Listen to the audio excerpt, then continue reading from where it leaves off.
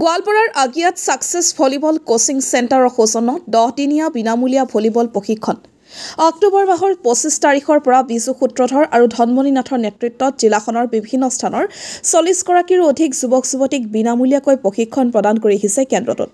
উক্ত কেন্দ্ৰটোৰ মূল লক্ষ্য হৈছে গাঁও অঞ্চলৰ প্ৰতিভাৱান যুৱক-যুৱতীসকলক সঠিক প্ৰশিক্ষণ প্ৰদান কৰি একোজন সুদক্ষ খেলুৱৈ হিচাপে গঢ়ি তোলা। আনহাতে প্ৰশিক্ষক বিজু সূত্ৰধৰে 7 নৱেম্বৰৰ পৰা হ'বলগীয়া বিনামূলীয়া প্ৰশিক্ষণত অংশগ্ৰহণ কৰিবলৈ অঞ্চলটোৰ ইচ্ছুক যুৱক-যুৱতীসকলক আহ্বান জনাইছে।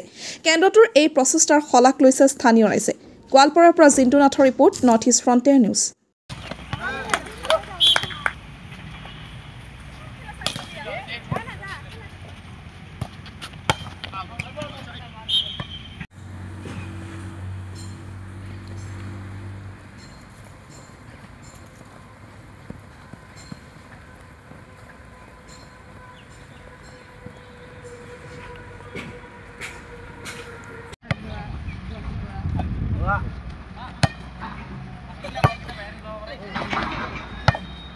Ready?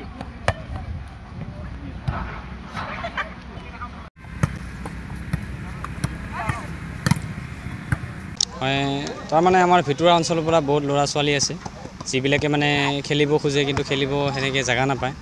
তো আমি ভাবিছোঁ, আমি বিজু সূত্ৰধৰ নামৰ ল'ৰা এজন আছে, তেওঁ আৰু ময়ে ভাবিছোঁ যে 10 দিনীয়া এটা ফ্ৰী কোচিং দি কেনে ল'ৰা ছোৱালীখিনিক বাহিৰলৈ যাতে ওলাই লৈ যাব পাৰোঁ, তাৰ কাৰণে মানে আমি এইটো পদক্ষেপ হাতত লৈছোঁ।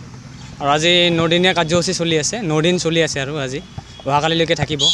কিমান দিন পাৰোঁ আমি ওলাই লৈ যাব মানে চেষ্টা কৰিম আৰু। ভলিবলৰ বিনামূলীয়া প্ৰশিক্ষণ প্ৰদান কৰি আছে, হয় এই বিষয়ে অলপ জনাওক। হয়, যিটো আমি এটা মানে পদক্ষেপ লৈছোঁ আৰু ভলিবলৰ ওপৰত।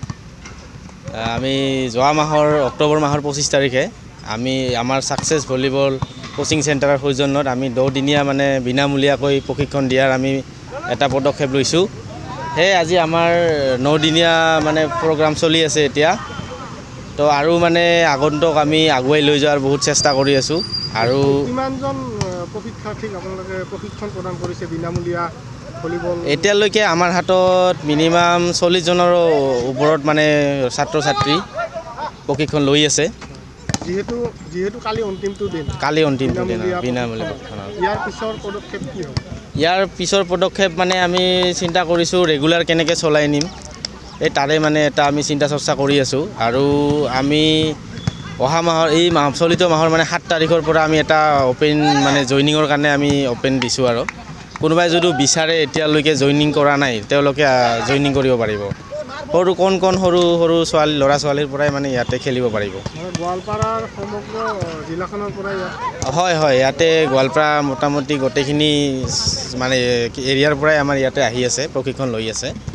আৰু এতিয়ালৈকে যদি কোনোবাই মানে লোৱা নাই, ল'ম বুলি ভাবি আছে, আমাৰ লগত কণ্টেক্ট কৰিলে হ'ল।